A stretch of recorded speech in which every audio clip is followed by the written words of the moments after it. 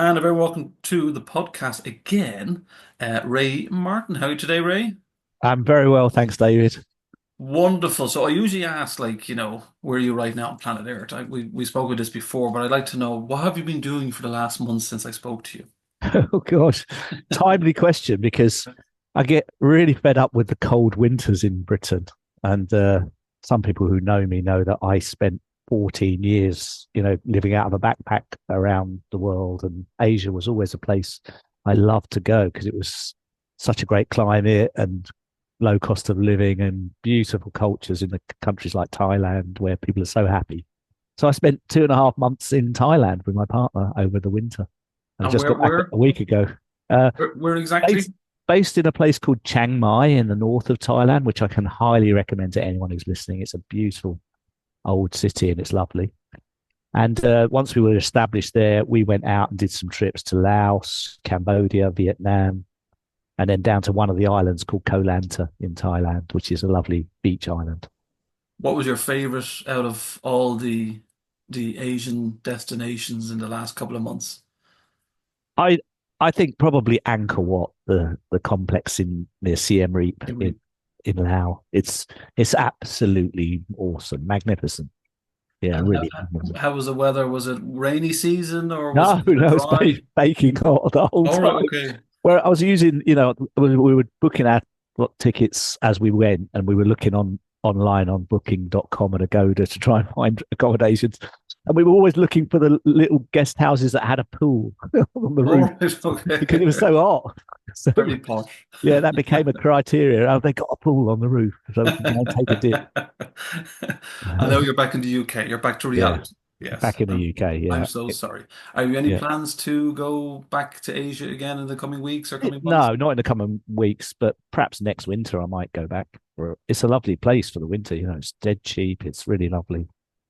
Yeah. In Chiang Mai, did you go near, is it a tigers? Is there tigers there? I think there is. There might be an attraction like that, but I'm not. I'm not an advocate for those kinds of things. I think animals should be left in the wild. I don't You like didn't that. see them in the wild though, did you? No, no, I don't. But I don't like the idea of a magnificent animal being caged like that. So I wouldn't It, support it. yeah, no, I fully understand.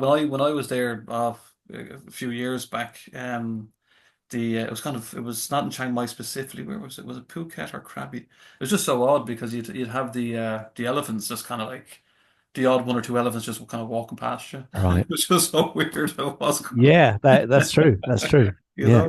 And you see a Yeah. gentleman then walking past behind. So my assumption was that either the elephants were bringing the gentleman for a walk or the gentleman was Yeah. bringing the elephants for a walk. I really don't know. So did you do any work while you were in Asia? Was it Um, just relaxation time or? no, I sort of we'd organised the trip many months in advance, so I kind of knew with my work planning and scheduling that wherever I could, I was scheduling things to fall either side of that trip. But there was one or two things where it was really hard for that to happen, and so I did have about half a dozen calls, in 10 weeks. Not Right. much, but I did a few small things, but on the whole, I was really taking a break. Yeah. Is that a conscious decision, Ray? Are you kind of Yeah. saying, right, okay, now it's time to recharge the batteries and just leave me alone? Yeah, like one of the things I really, really like, and I'm wondering how other people would resonate with this, is that to just take a break from being online because my daily life, I'm almost have to kind of read and go onto the internet and just read emails, reply to messages, all the various messaging apps there are, um, Teams, Slack, blah blah blah. It's never ending. It's like literally never ending. It's like you just get as much as you can done in one day, but you never finish or reply to them all. And what's the reaction? I mean, if anybody's listening to this that kind of is in that rut at the moment of constantly just on the laptop or the computer, or Yeah. what's the reaction from the other side? Say you have these kind of frustrated clients that are like, I want an answer today or tomorrow. How did you manage that? Well, I do my best. I mean, I just do my best. Right. I tried to let as many people know that I wasn't going to be around before I went, and that's how it was going to be. And with those that couldn't, still had a need to be looked after, I took care of them, and I just, you know, carefully thought, right, I need to be up at 6 a.m. tomorrow because that's the time that they're in the afternoon or something, and I can do that. Right. It's done. So just very diligent and careful planning in the time zones to make sure those tasks got picked up. I'm a big fan of Excel spreadsheets, David. I use Oh Excel dear. spreadsheets to run my life, so I've got everything on a spreadsheet that I need to think about over a 3 month period. And it's a rolling spreadsheet. So everything that comes to the top for one day is coming up. You're old school, Ray. You're Old very, very school, old old school. school. Yeah, The yeah, dinosaurs. If yeah, any younger generation out there don't know what a spreadsheet is, just Google yeah. What do it. you So, use then? What do you use for your own time management or I I offer? you know, so I'm kind of odd that way. I have this probably a bit OCD like. I kind of have a piece of paper and I just go, okay, that's this, that's this, that's this, that's this, because I'm still not at the stage where I kind of trust technology. Yeah, Because the odd time with Zoom, with all due respect to Zoom, when you have these yeah. planners or Calendly, what I notice even with Calendly is that somebody can cancel something and rearrange it, Ah, but it's still in Zoom. yeah, So the yeah. original booking or whatever. So I just That's kind of right. I'm a big fan, probably like you, Ray. I like communication where Yeah, somebody says, "Look, I can't make tomorrow, but I can make mm, Wednesday." Then, yeah. okay, I'll fit you in on that, that type of thing, rather than Yeah, no, I get you. I get you. the. No, I really understand. I mean, it is challenging, isn't it? Yeah, Especially if you're a freelance, because I work with a couple of organizations as an associate. And so I have to make parts of my calendar available for calls for the clients of that company, right, but not for the clients of another company. I don't want them to have those slots that have been reserved for my work with that company. You know what right. I mean? And so it's So confusing. it gets it gets really tricky. It's still But a constant challenge. But do you ever feel guilty, Ray, that do you know ever if somebody's wanting something done kind of today or yesterday, and you're saying, "Oh look, I'm in Chiang Mai at the moment. I'm off Yeah. to Vietnam tomorrow. I'm going to Cambodia."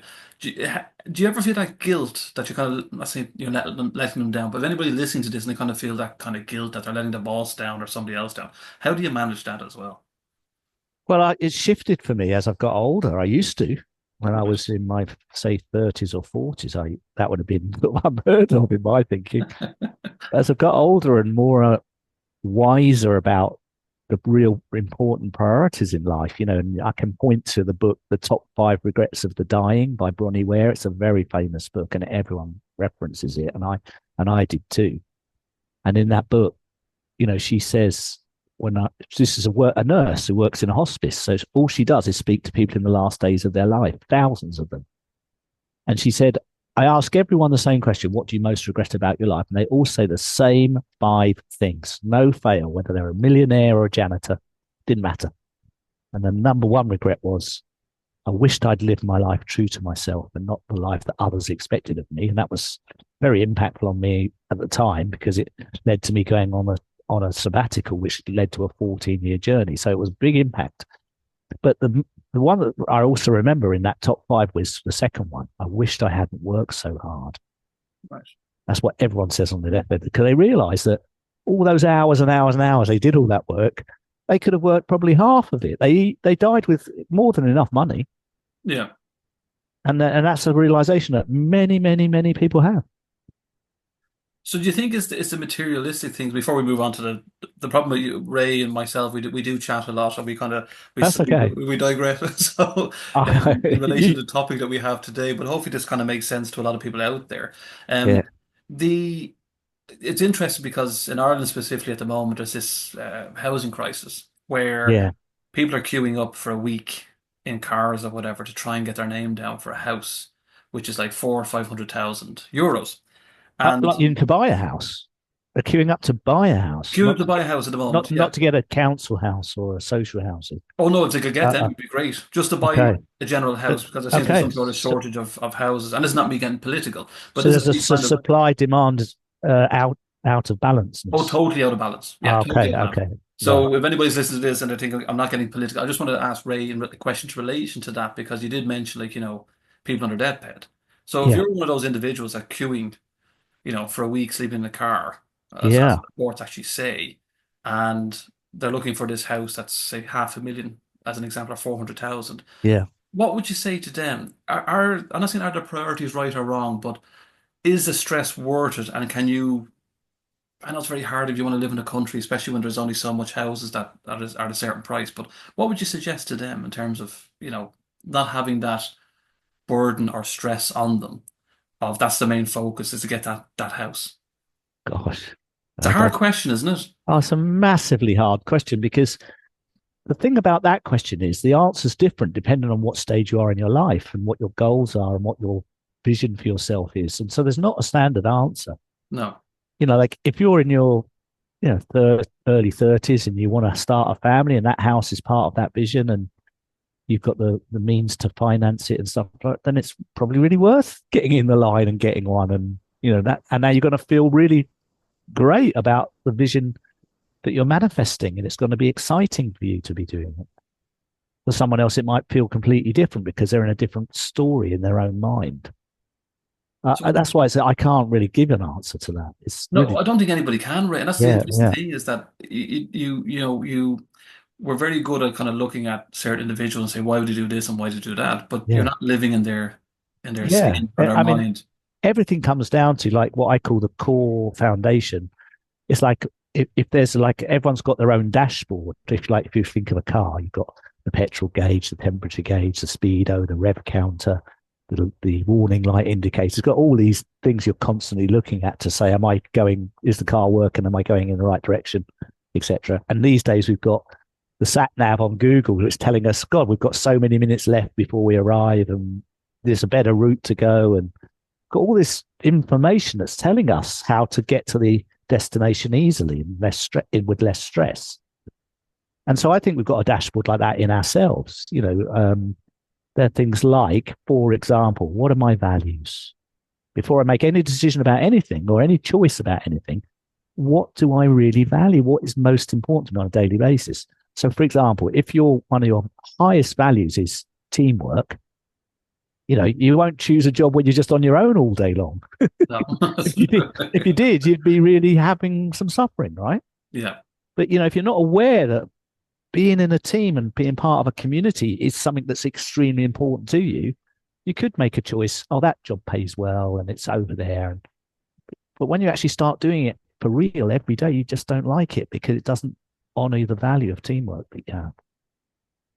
It's So food for thought. yeah, Anybody so out that's there? that's one. So values, what beliefs you hold about life, because beliefs are either empowering beliefs, they really help you have a better life, like the belief that it's good to be generous. That's a belief, but that's an empowering belief because you end up being generous with a lot of people and people come and help you. So a limiting belief is, oh, I'm not good enough, I can't do that, I'm not skillful enough, I'm not wise enough, I'm not smart enough, I'll never succeed.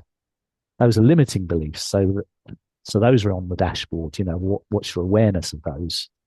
And then there are things like, when am I in my element? When do I get to use my really strong natural talents, things I'm really good at, and address things in the world that I really care about, that I'm really passionate about? Because if I can bring these two things together, I don't feel like I'm doing real work. I could do it 24 hours a day. I'm Yeah. doing stuff I really, really good at and stuff I really care about. I mean, I could just do that all the time. I mean, the crisis for most people is that they have to do work that doesn't, it's meaningless and they don't get any satisfaction from. So I can go on, but there's a dashboard for all these things because these are things we have to reflect on quite deeply, I think, and take stock of ourselves and really understand who am I? What is important? What are my values? What beliefs do I hold? When am I in my element? Etc. Etc. I see that leads on nicely, Ray, to a man who leads life without a tie. Little plug there. Yeah, thank Little you. plug. If somebody, which is the main topic obviously of our podcast today, is looking at kind of moving over, transitioning to a new job or new career, I mean, what should they be thinking about? What's the first step they should be thinking in their mind, right? Is it Yeah, I mean, money? Is it value, as you mentioned? Is it, do I well, I like think this? yes, possibly is it could be all of these things. There's so many different views. I really like the way that Simon Sinek frames it. He says always start with why. Why am I going to do what I would do? Why? What's the purpose behind this? Because purpose is another one of the things on the dashboard. What am I actually here to do? What's my life for? What am I in service to, if you like? I sort of sometimes think of that when I look back over my life, I've had a long life. I'm 64 now. Um, and I've done lots of different jobs and different things, but there's been a common theme in all of the things that I've done. And I would say that through everything I've ever done, the central theme is I've been interested in gaining more conscious awareness of who I am as a human being and helping others gain more conscious awareness of who they are. And that's been my interest since I was a child. How do we become more aware of who we are and what really drives us? So I've done that as a telephone marketing agent, as a marketeer, as a CEO, as a coach, as a traveler. So if I came had supper with you and your family, those are the kinds of things I'd be talking about. Right. Probably, it doesn't. It's not dependent on a particular role, but every role I've had professionally has required some curiosity around that for me to excel at the role anyway. So, if you're a leader of people, you're one of the big things you're taking care of is the development of the talent of the people around you and the, being a guardian of their dreams and aspirations and making sure that they're moving towards those. So, so to understand all that stuff is very valuable when you're in a leadership role, I think. So I've always been fascinated. So I say my purpose, I've worded it on my bio as I'm a torchbearer for greater human consciousness. I'm a torchbearer for greater human consciousness. That's my purpose. I don't mind where I am or who I'm with, as long as I'm shining the light on greater human consciousness and improving the world, And Um, is Ray though, I mean, is there a point in life where, we should be challenging ourselves and moving to a new job or a new career? I mean, is it a case of like every 3 or 4 years? Because we talk about like companies now with loyalty, and some employees will say there's no loyalty, and some employers will say there is loyalty. But that aside, should you feel guilty if you're with a company, say, for 10 or 15 years and saying, right, look, I need a new challenge, I'm moving on, and yeah, the boss is like, no, we need you and we need you this time. yeah. I Should you said, be selfish? yeah. I mean, some of these questions they don't point to black and white answers, and No. I can't remember Clarence something. Years ago when I first became a CEO and I was at conferences promoting the company I ran, I used to use a quote, and it used to say something like, I can't remember it word for word, but it used to sound like, you can you can you can tell people what to do, like in terms of motions and tasks, and you can buy them their muscular motions per hour, you can buy their hours per day, you can buy this, but you can't buy their loyalty. That has to be freely given. And people are not loyal to companies, they're loyal to people. Like I just saw someone in one of the client companies I've recently been involved with, they've left after 5 years, and I found out that they've gone to join another organization. It's a change for them, but they're going to be working with the boss they had in the previous company. Ah, okay. And Right. so they're obviously clearly partly going because that was a brilliantly creative relationship that really empowered both of them, and they got on brilliantly, and they really helped each other grow. And they're going to repeat that in the next phase. Right. And so why wouldn't you? If that's what you want to do, if I believe that intentional relationships are one of the most untapped resources we have. Like if you and me work together in a company, I don't know, let's say we both work for the Irish Telecom company. We just joined randomly and we're Yeah. put together in the same team in the same department. So we didn't know each other. We could just let it go unfold as it would on its own with no conversation and just get to know each other slowly. Or we could sit down on the first day, you and me, and go, I know we're total strangers, but we are going to work together for the next 2 or 3 years. Tell me what your vision for yourself is, what your dreams are, where you're trying to get to. I'll share that with you. And let's see how we can really support each other, radically support each other to make progress against those dreams and visions and give each other feedback and help each other really get there. And then we're doing that intentionally rather than by accident. Do you know what I mean? Yes. Yeah. And I think I encourage that a lot in the work I do, with the people that I coach, and I think that's an huge untapped resource. It's interesting, Ray, when you mentioned there that, somebody that been with one company for 5 years and now moved across pretty much to work with the boss again. Um, does that say a lot about, as you mentioned, the relationships that people actually have with the company specifically? Once the Well, individual you don't, do you? You don't.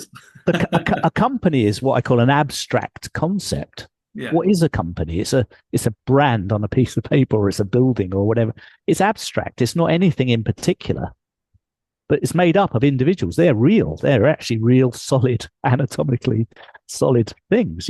Those are people that you relate to. And so I do think the real, if I think about my own relationships, even right now, there are some people that I feel really empowered and supported and valued by, who I work with. And there are some people who I work with who I feel less so, who, and it's just a function of how our relationship is working.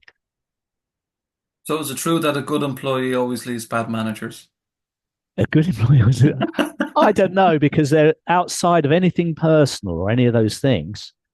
I believe we've all got, when I wrote my book, Life Without a Tie, the subtitle I gave the book was called Finding Your Own True Path Amidst the Noise, Chaos, and Pressure to Conform. And that's the challenge, I think, for everyone in modern life is, how do you stay true to yourself and find your own path, even though you risk huge disapproval by leaving a company that's really taking good care of you and giving you great opportunities to grow and all of those things. And but there's a time when there's just an opportunity that's presented and you really want to take it.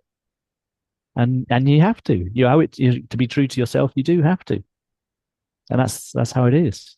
Is it always a good idea, Ray, to leave on good terms an employer? I, So, I think so. I so, definitely think so. but even if you try your hardest, so say for example, right, you had this great relationship with your employer, you were there for 10 or 15 years, and you've now Yeah. decided, and this is for anybody that's considering to do this, that's listening to this podcast, and you kind of have that kind of stomach churning feeling that you have to go and speak to the boss and say, and then the boss is angry. Yeah. You're so calm and you're so, oh, but like this, please give me the opportunity. I've given you 15 years. How do you manage that one? Because in that situation, in your own opinion, because in that situation, you're trying to leave on good terms, but Yeah. the other side is like angry. So how do you deal with Yeah. that?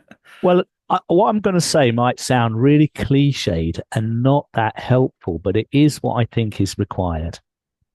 First of all, you have to go into those conversations, what I call above the line. There's a guy called Jim Dethmer. He wrote a book called The 15 Commitments of Conscious Leaders. And he says he works with executive teams. And he says he gets a flip chart piece of paper and he draws a flat horizontal line across the page. And he says to people, do you spend more time above the line or below the line in your life?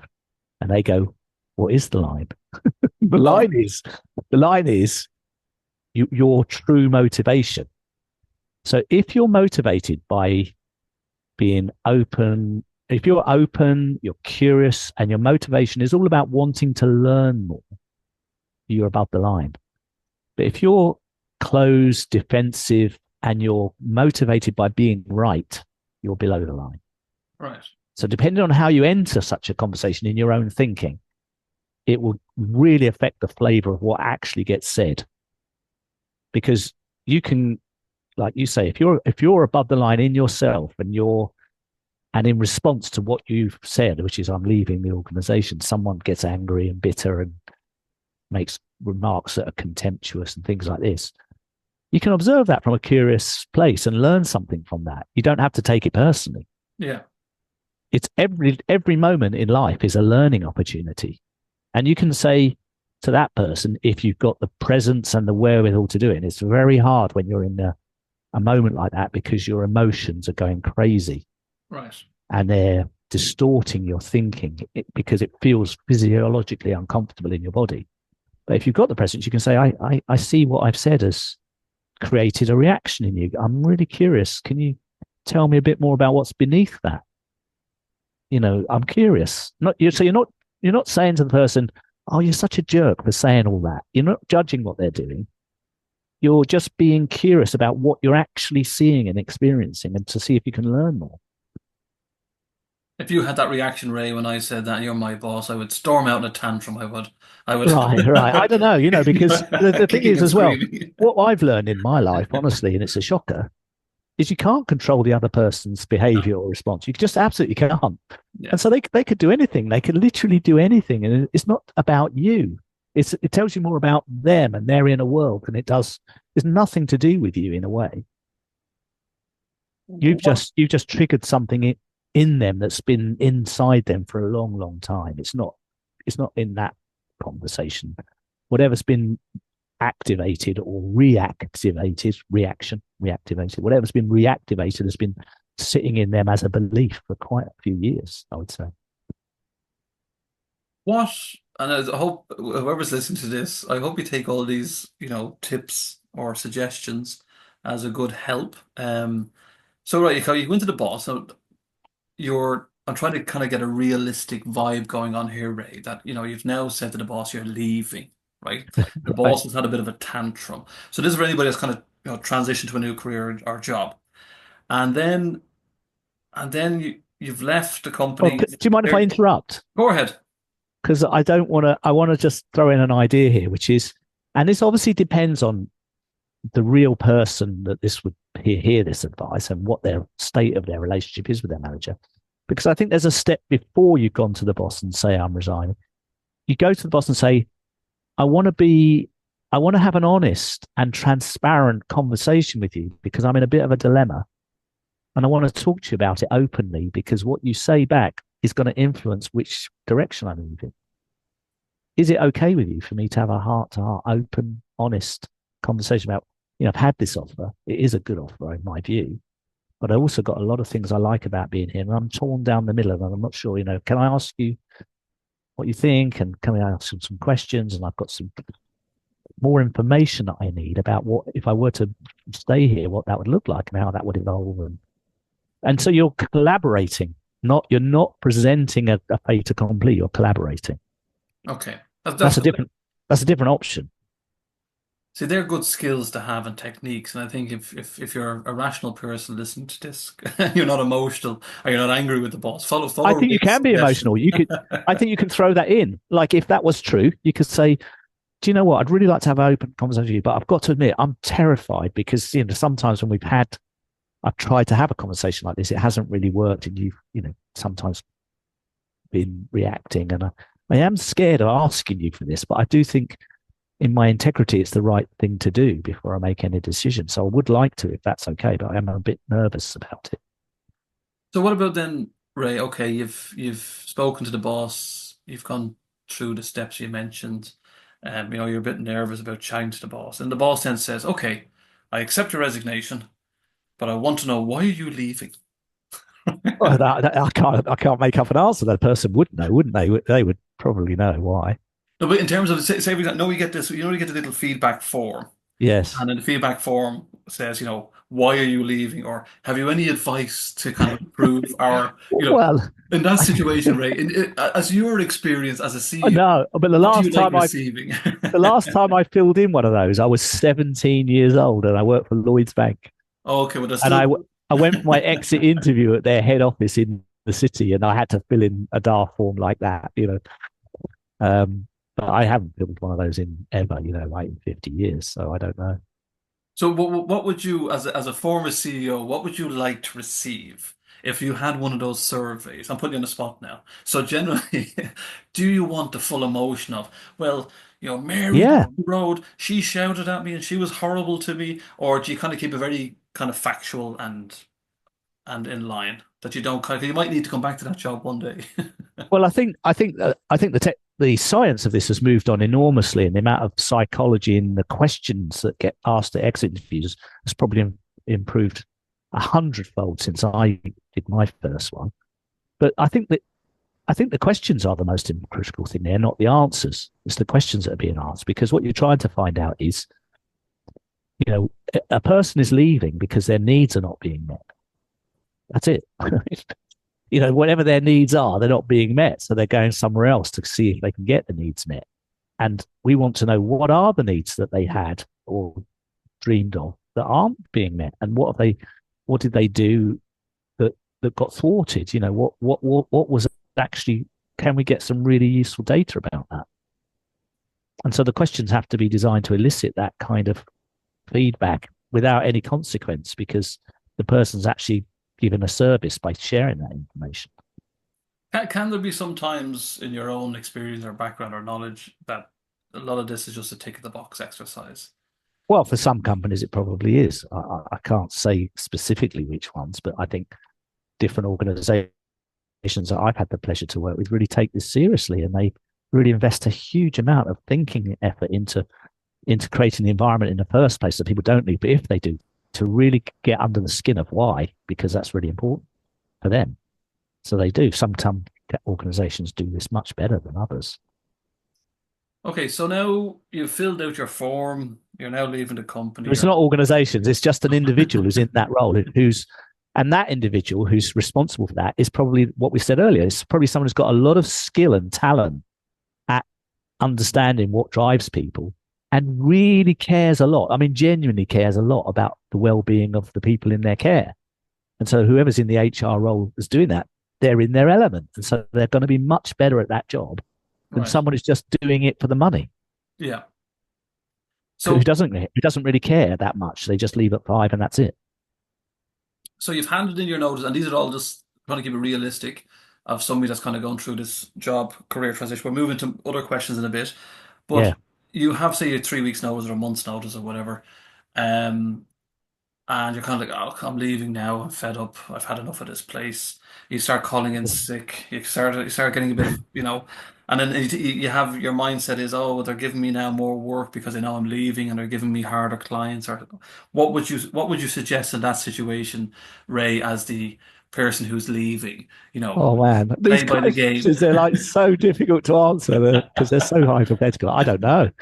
I mean, I would, I would, for me, the answer to most of this is conversations. Mhm. That's it. Like you never need to try and figure something out on your own.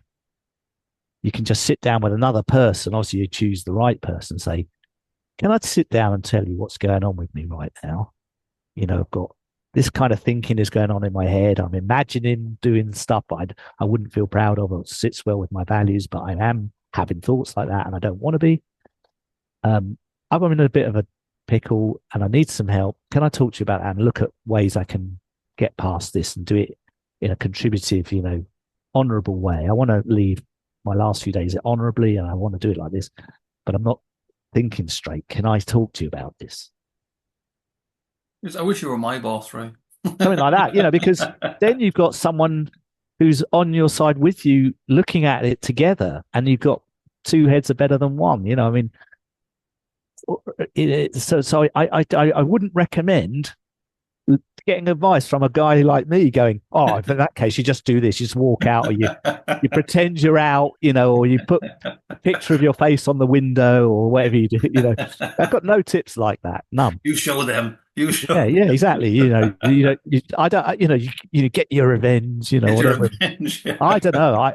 That's not my way. My way is to, I'm because I'm personally wired in a different way. Perhaps my way is to be on.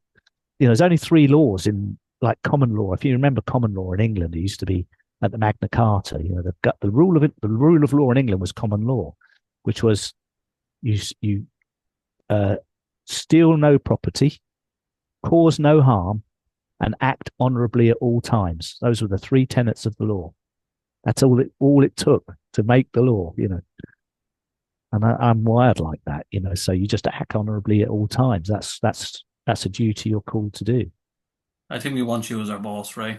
Any companies out there looking for a new CEO, we want Ray because we all know if we resign, it will be the Yeah, most joyful but experience it's ever. interesting though. But what's interesting is that in the UK, and this is a top side subject, but common law has been usurped by corporate law.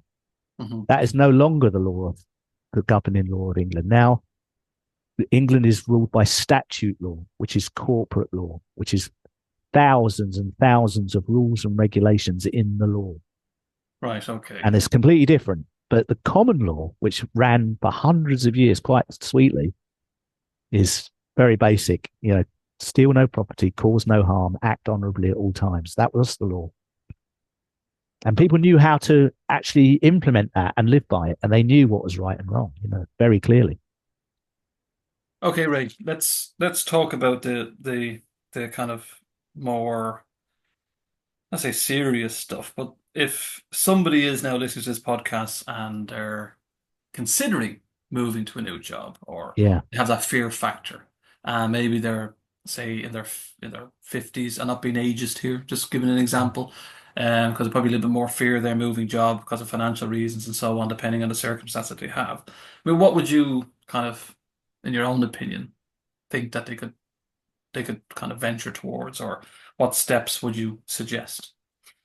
Well, I want to circle back to the fundamentals, have to check in with oneself and say, this place that I'm thinking of going to be part of and belong to, does it mirror my values? Would I be honored? Would those values get honored working in that place and that team with that person or those people? Would it help me grow and be a courageous learner and, excel and achieve and accomplish what I feel is the best vision I have for myself, or is my vision? And is my vision something that I would get the full radical challenge and radical support from my colleagues to manifest? Or do I know that that would be the case? And things like that, So it's really trying to get as much felt sense of that through the conversations with people in the new company to be able to make a judgment and say, in my evaluation, I think this is a better place for me to go to. Of course, there are hygiene factors like money, etc. Of course, if you're going to get paid more money, that helps. But why would you take a few a few £1,000s more if you're in a place which doesn't value your contribution, doesn't recognize your values, doesn't help you grow? It's going to be short lived. Is there So an idea, Ray, uh, of like even upskilling it yeah, while you're in a job? The yeah, kind of, if you have a focus for, say, something in 5 or 10 years, that yeah, you kind of go, look, I want to, maybe I'll aim to be that in 10 years' time or 5 years' time. yeah, Is it a good idea to keep constantly educating yourself and upskilling? yeah. In the modern world, we've all got to take ownership, full ownership for our own development. There's no one's going to take care of that for us. The world's moving so fast and so quick. The stuff we know today is going to be obsolete in a year's time. Not all of it, but some of it. Yeah. So yeah, so the world has changed since I was at school and since I grew up. Yeah, it's totally different. What about the likes of AI?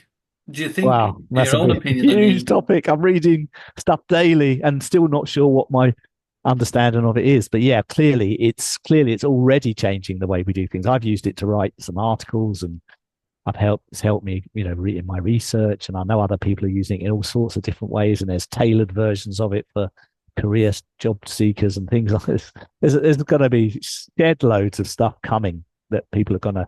It'll just be little apps on the phone that will just make all your decisions for you, yeah. probably. Do you think as well that the colleges or even the companies doing, say, assessments may go back to an old-fashioned way? The reason I say this is because there's, say, colleagues of mine or friends of mine have gone through college now, and at the end of the semester, they hand in a report or an exam that they have to write out, and it's like it's like a work of art. It's like there's no mistakes, there's no nothing. So do you think the colleges are kind of copping onto this, and the companies, and kind of like, is this individual really, is this their work, or is this the work of AI? I mean, and is that a fear factor then for you as the individual? Because if you're getting lazy, like what we have with our texting, and we have with our emailing, where you have predictive text and you have it constantly corrects your spelling or your grammar. Yeah, How do you manage that as an individual as well to make sure you stand out, or do companies yeah. actually care? Look, this is a huge topic. I'm certainly not positioned in the marketplace as one of the thought leaders or experts on this. I'm just a spectator, like most people are currently. I'm waiting to see what's going to happen. But I do feel through my journey through mindfulness and self awareness and the spiritual practices I've evolved for myself that there are some limitations that AI has and that are becoming fairly obvious, which is what AI does is it just crunches tons and tons and tons of data and then predicts from that data what the most likely answer is to something. It's got no actual intelligence. It's it's got no ability to perceive possibilities of what could be based on feeling. Whereas like you sit in front of a person, you get a gut feeling. Well, that's not that's something that can't be replicated with AI. and that overrides and speaks to a different part of us, our wisdom, our inner wisdom, which is not replicable through AI. And I think that's where we're moving in leadership, is to be much more dependent on our inner wisdom, our innate wisdom, our gut feeling, our ability to sense something that's true, even in the face of data that points perhaps sometimes in a slightly different direction. Because why would you, like, for example, you take a company like Timpson's, who are renowned for giving offenders a second chance and putting them in management roles in their stores. All right, okay. They've had a whole mission around it for years, and it works really well for them. Oh, what's that? The Timpsons, is it? Timpson's, the guys who make the keys and shoes, and Oh, yeah. So they do that. yeah, Wow. they do. Yeah, Okay. that's a massive program of doing that. You see, those kinds of things, they don't sit very well with the AI model. No. Well done, the Um, Timpsons. I mean, because there's a lot of hard work in that. yeah, yeah, right. And you should listen to some of the interviews that the founder of that company has given, and you get a real sense of the mission that he has. And see, things like that, you need your own wisdom. You need access to some other intelligence, the universal intelligence, as Sydney Banks used to call it. And in order to be able to access that universal intelligence, you need to be in the practice of being quiet and still, and quietening your own thinking mind, because your thinking mind is like AI. It's just crunching data. It's just got a bunch of records that it's kept ever since you were born about everything that's ever happened. Yeah. And as soon as something shows up in front of you, your mind's go, oh, you're in one of those situations, a situation number 624. That's one of them. So you better do this. And it's your autopilot. It's giving you instructions every millisecond. But if you can quieten that down a bit and just slightly remove yourself from it a little, and get really still and quiet, you get a new intelligence coming up through your gut, let's say, that's got wisdom, that's guiding you from a completely different place, a place you can't even comprehend sometimes, but you know it's the right thing to do. And I've got quite a few stories of that from my own life. But that's the place to be. And that's the place where all leaders are going to have to be, because the world's just too fast and too complex for them to keep up with it now.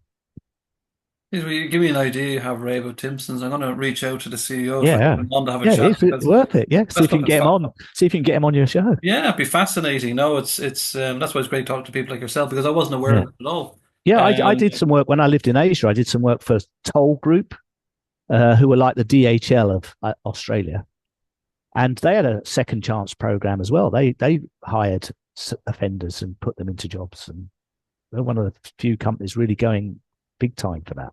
well done. No, fair play. No, this Yeah, is great. Getting people back in society and back on the ladder.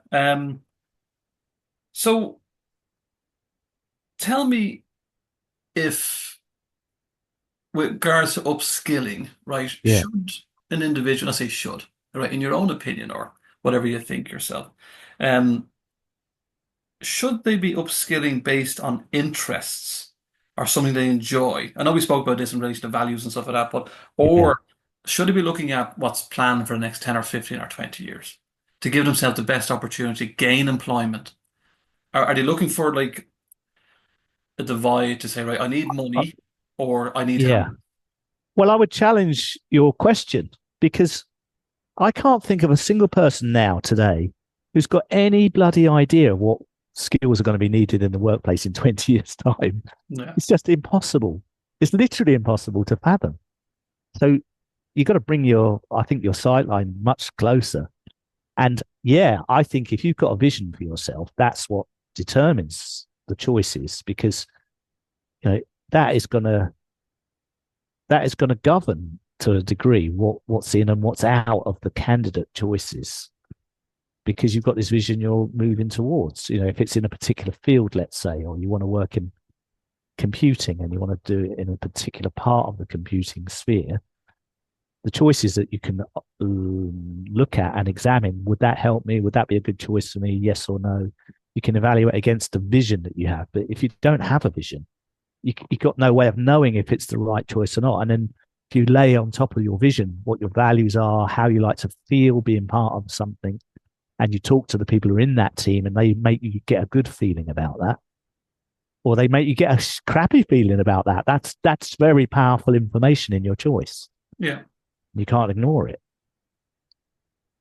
It's interesting you say that, Ray. I had a job offer, going back a few years ago, just before the pandemic, and I went out, did the interview, did all the bits and bobs, and I was offered a job. And but then, as you've said, even listening to what you're saying in this podcast, your previous podcast, that I just got that gut feeling. I just says, this is not right for me. This is possibly not right for family reasons. And I didn't take it. But the interesting thing was, it was actually something I liked doing. Yeah, Um, but it was just maybe with experience and with age, I kind of went, no, this doesn't match. And I think the company were kind of puzzled because they flew me out, they pay for my flights, they pay for my accommodation, and here I was, like, they were probably thinking, oh, here's a guy that, he'll jump at this opportunity. And for some unknown reason, I didn't. But if anybody's listening to this again, don't have that fear that if you have a job opportunity, that you must take it as well, even if it's something that you really want. It yeah, mightn't be right. And that's yeah, one thing that I've realized as yeah, I age. I don't look as good as you at 64, Ray. But as I but as I age, I realize that I'm a bit more sensible in my decisions than what I was when I was a bit younger. So I think a lot of yeah, stuff what you're saying is kind of is resonating. yeah. I think with greater self-awareness comes better choices usually, because you've got more data. And when I say data, I don't just mean binary data. I mean you've got more awareness of the things that really feed your soul and nurture you as a human being and that really contribute to greater well-being or not. Like I've seen some people take what they thought was a career enhancing move and they've had to drive 4 hours a day every day to get to a place that's miles away from where they live. And after a few months, they're kind of really feeling tired of it. So on paper, things look different to how they actually feel and what they're really genuinely like sometimes. So sometimes the grass is not greener. No, and that's okay if you find yourself in a situation like that where you made a choice and it turned out to be not a great place in the end. You stay above the line and you go, okay, I made that choice. What's the wisdom I've garnered and gathered from this event of the last 6 months? Because one day when I'm in my 60s and I write my book on how to be a great leader, it's one of the stories I can include, because I learned something. Because we learn as much about how to be great leaders from the people that we work around who we don't like working around, who really don't look after us and treat us pretty badly. We learn as much about great leadership from them as we do from the people that really take care of us. We need that contrast. That's how human minds work. We need the contrast. So there's no wasted time. There's nothing to regret. There's no experience that's a waste of time. Because sometimes people say that, don't they? I Yeah. came here. I've wasted 6 months of my life being here. Well, you haven't. You've just had 6 months where you've learned some different stuff than you expected. But it is still a learning experience. It wasn't what you imagined. It was something different. There's some learning there, and it's not a waste of time because you need what you've just had to make sure the people you employ next don't go the same route that you did. So, okay, Ray, here's a double-sided question for you. Okay. I love a double-sided question. Double-sided question. Right. Okay, so picture me as I hand you my CV, Right, and I have 10 jobs on that right. CV. I've worked for 10 companies in the last 10 years, right? That's scenario one. Okay. Scenario two is I have worked for one employer for the last 30 years, right? But you're Yeah. looking for somebody who's dynamic, who's driven, who, is a go-getter. If you're looking at a CV, and anybody listen to this again, you know, should an individual have fear if they've had 10 jobs in the last 10 years? And should they have fear if they've only had one job in the last 30 years? Are you asking from the employer or from the person? From both, I think I'll answer the first part will be the employer. So Yeah. if you're a CEO and you're seeing this, what's your feeling? And then just to kind of help the uh, Well, job hunter. it's so it's Oh, so contextual, isn't it? Because, like, say for example, you're you're hiring for a new tech startup that's going to displace Facebook. Let's say, ideally, you want to get a guy who's worked in Facebook and Google and all these other companies and knows what the shit's going on in those places. yeah. And so that is extremely valuable that they've had exposure to all of those different systems and places and technologies. That could be. I'm not saying it is. I mean, I'm just Yeah. saying in certain contexts it would be completely valuable. At the same time, if you're looking for someone who you want to run a care home for the next 10 years, what you're looking for is a track record of someone who's, stable and loyal and, willing to, be more humble perhaps in how they lead and not without with the values of care and respect, but maybe without the burning, driving ambition that might be the hallmark of some other. So I can't. It's going to be different in every context. That's a very contextual question. That's the issue with that. No, So I I like, don't really have much wisdom to say about that. but I like the way you answered it. Yeah. Okay. Because I think as the individual, they may have concerns that if they, for any known reason, maybe they work for an agency and they've Yeah. had 10 jobs in 10 years, and they Yeah. might be worried that when they go to explain this in an interview, Yes. that No. why have you been so many companies? It's that kind of giving them that peace of mind as what you've explained there. It all depends. Yeah. Yeah. And it comes back to the questions, the design of the questions, because I call out employers who don't really think deeply about these questions because I think there's no shame in being true to yourself. If you wanted a life where you do try 10 different things and that's what's true for you and that's what you love and you're experimental by nature and you're courageous and you're willing to take those risks, that's something to be proud of. It's not something to be ashamed of or hide or try and explain away. You only have to do that to people who just don't have the capacity to imagine and understand what your life is like. Why would you want to work for someone like that? Yeah.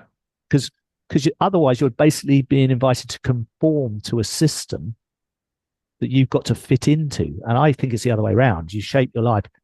You take opportunities that fit in with your vision for yourself. That has to fit in with you. It's that way around, not the other way. I like the way you answered that, Ray. Yeah, No, I do like the way because there's be a lot of fear sometimes, even when I speak to friends and colleagues that maybe have. I mean, I've jumped around a few jobs as well, but generally to give them that bit of comfort that it can be dependent on a lot of factors, as you yeah, mentioned there. It could be a startup or it could be a care home. So don't worry specifically. Get your yeah. I do. CV, get your CV right. Um, But also, if you know who you are and what's important and what your vision is and what you're actually looking for as a next step, then you're much more in the driving seat because you're going, I don't even need to apply for that. That's not going to fit for me. I yeah. don't need to apply for that. You're only really then applying to things you really genuinely feel could be worth investigating, that are worth the effort because it's a big effort to apply for something, right? If then you're asked, which is one of the most favorite questions, if you're asked by an employer in an interview, why did you leave your previous job? Yeah. What do you spill the beans and go, yeah, well, Mary said this and John said that and I was this and I was that. How do you answer that as diplomatic as possible to move on as quick as possible in a positive light? Well, I think to be those kind of tittle tattle tales are only the surface. It's like the froth. It's not really the reason, and we all know that. Um, and it would be if you went down below those kinds of stories, you say, I wasn't respected in what I was doing. I wasn't heard, or understood, and respected. There would be some fundamental needs.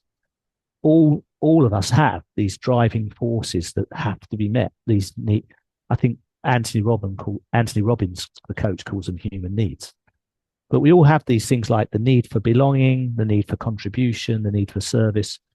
If these needs have to be met either skillfully, hopefully, or they get met unskillfully, which means you manipulate and coerce people a bit to get your needs met, or you stretch the truth sometimes, just take credit when it's not yours and stuff like that. Yeah. Um, so So this is why people leave. It's no big surprise. They Yeah. don't get their needs met. So there's nothing surprising. It's not shocking. It happens in every career and every job and every And every industry. every relationship, if you don't get your basic needs met, you're off sooner or later. It's And if you're funny. not off, you're kind of contaminating that environment. Yeah. No, no, you're right. Everything you're saying is correct. The kind of, if anybody's listening in terms of to relate to this, is that I had an interview many moons ago, and I was asked why I left my previous employer, Right. and I felt I was being so good about the whole thing, and I kind of said, we just didn't suit my, as you said yourself, Ray. Yeah. My values. I thought my values matched, and they didn't, and X, Y, Z. I did wasn't negative. Try to move on. An interviewer. Oh, there must be something else to this. And I was like, no, no. So here's me trying to stay calm. Yes. And we're just stuck on this question, just stuck. Yeah. And I just had to say, no, as I've explained. And then I realized in that moment in the That you interview, see, that's where that what you've just given me there is a great example of where you've gone below the line. yes, Because when someone you say it was values we didn't match, and they say, "Oh, there must be something else," this you can say, "Oh, it's interesting. I'm curious. What, for example, like what? yeah, What would that? What kind of thing are you thinking about there? I can tell you. Let's see. yeah, Let's explore that. Let's have a look. yeah. Whereas if you go below the line, you've got to go defensive, close. You've You got to be right do. about your perspective. So this is where the consciousness is so important. Your level of consciousness is what's important here. So This what do is you say in that situation, Ray? So say, for example, they're poking the bear.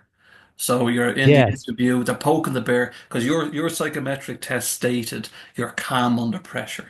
yeah. You're So you're a you good guy, a good girl. honestly, if there was one tool I would give out liberally to every person in the universe to use all the time, it would be the curiosity. That's the most underrated tool in the business world. When someone makes a comment that causes inside you a physical tightening or a contraction, before you speak, you go, I noticed what you just said has caused a bit of a reaction in me. I'm curious about what you just said. Would it be okay if I explore that with you? What you mean? And then you give yourself a pause and some time and some new data that they're going to share with you. You can go, right. Now I understand why you're saying that. It's different to what I thought originally, but now I understand. Right. So they're not going to get the people in the white jackets because you're Yeah. sitting you're So sitting there pausing. there's no need to sort of think that you've heard someone loading a rifle, and there's no need to get down below the shield and defend Yeah. yourself. That could just be they stepped on a twig or something. Yes.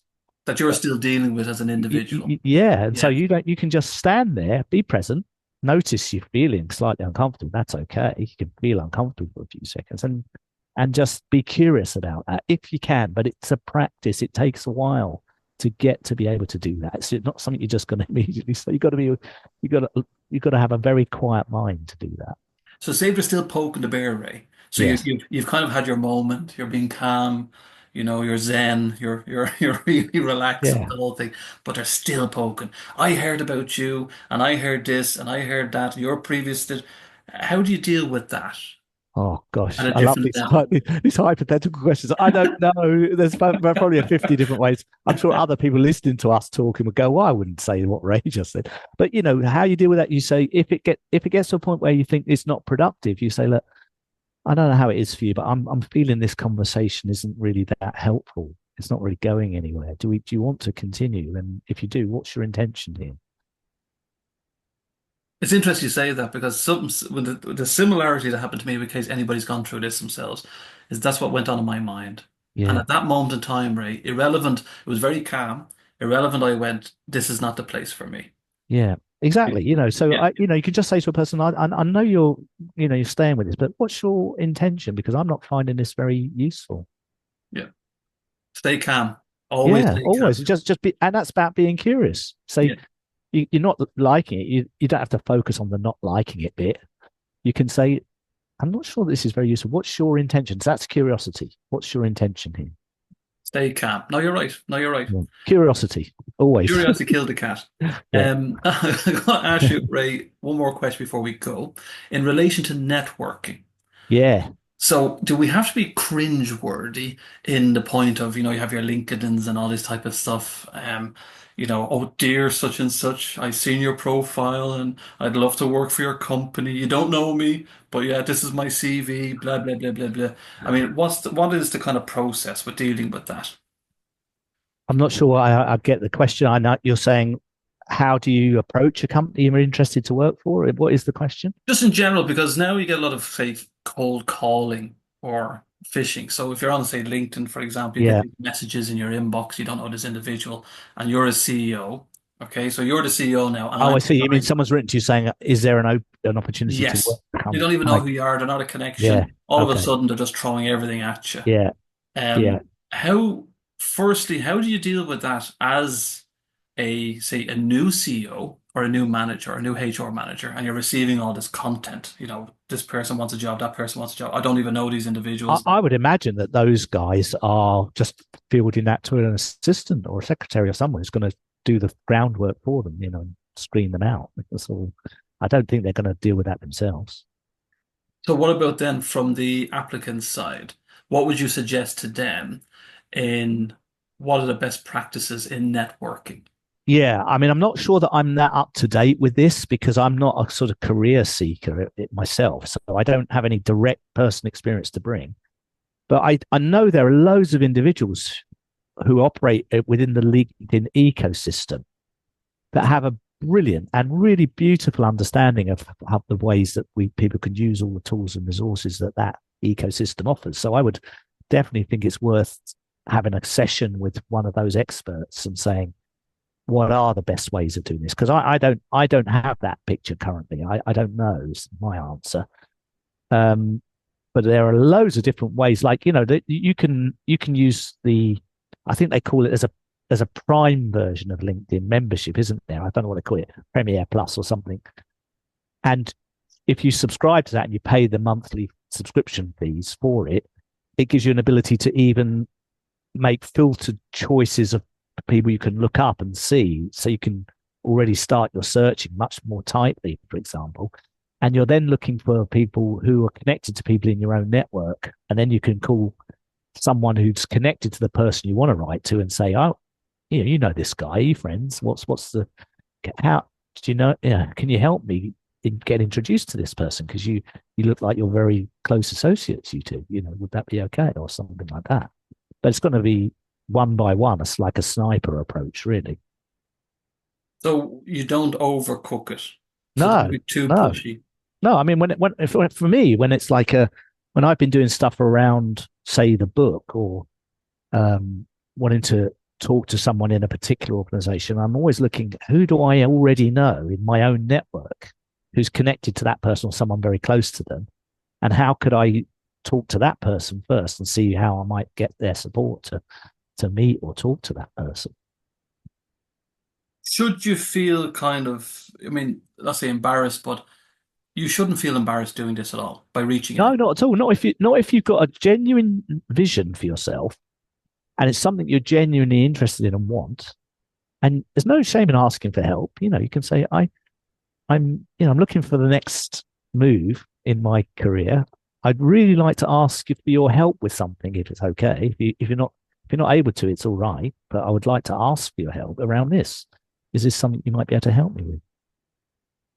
I'm now being very nosy again, Ray, because we're going to move back onto the business side of things for Yeah. you. So, Life Without a Tie. Yes. So, yet again, you have a wonderful website. Has information about yourself. You have your reviews, podcasts, Yeah. contact information. So, quickly give another overview of your book, a little Well, synopsis. yeah, the book reflects a lot of the things we've said. I found myself in 2002, 3, 4. I was the CEO of a company I founded called First Place. And my business partner, who helped co-found the company, was the woman I was married to. But I realized that the more I continued in that role and in that business, as much as it was obviously financially successful, I didn't feel I was in my element being the CEO of that company. It was okay. I was competent at it, but it just wasn't. I felt to a degree I was living someone else's life, and it gnawed away in my psyche all the time.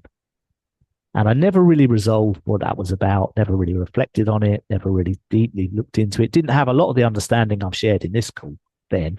I was just sort of trying to find a way in the lostness of it all. So I'm not doing very well with it, but still carrying on doing my day job, which was running the company. And then one day my wife said, I'm leaving you and I'm leaving the company. She just literally walked out. And that was like, that was the end of it. And then I had to start thinking about it because that was obviously going to have a big effect on the company's stability. And at the same time, my father got very ill and he died. And so within about 3 or 4 months, I was out of my home, I was out of my marriage, my dad had gone, and the company was, tanking. And it really forced me to have to stop and go, I can't avoid looking under the surface of this any longer. This has been coming for a while. What's this all about? And in the end, I decided to take a 6 month sabbatical to get some space so I could deeply, quietly reflect on that. And I went to Asia to do some backpacking.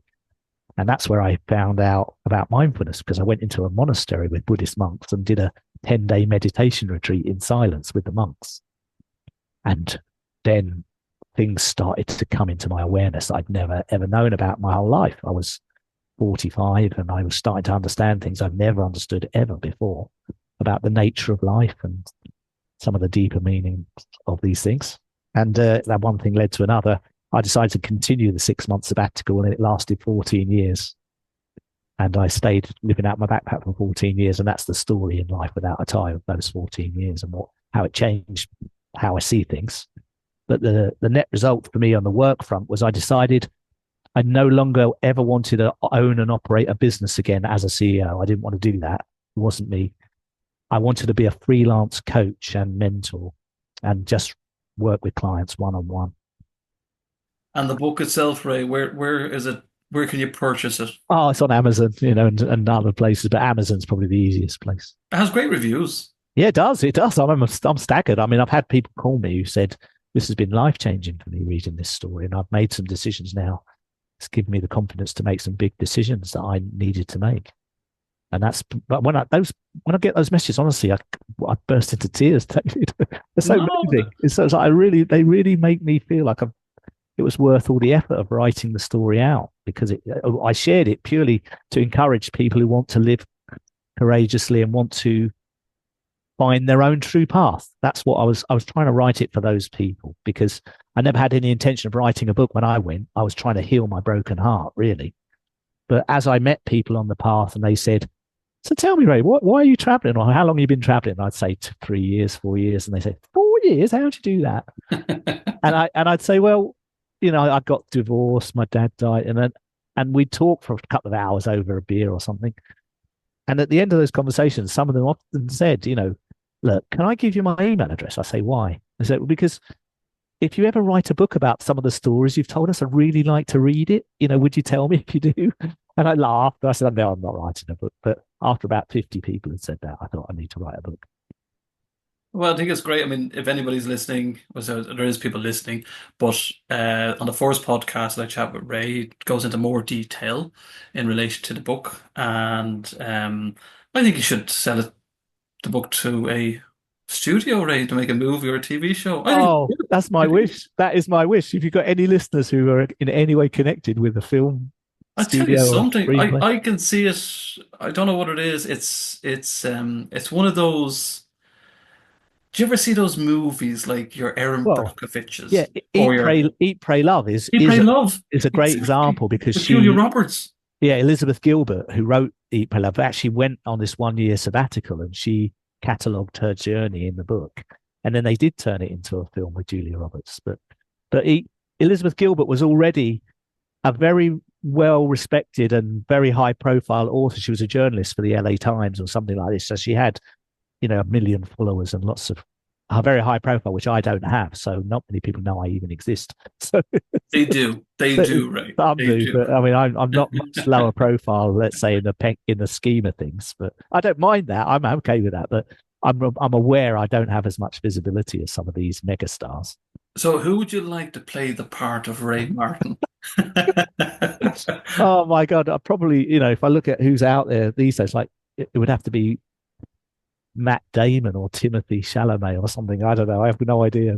It'd be quite. I think Matt Damon would be very good. Yeah, You get yeah, the passion, but you could do it yeah, through the years and through the stages yeah, of your exactly. life, Yeah, which would be really, really good. So I no, I thought about there. I says no. I said, geez, they would make a good movie.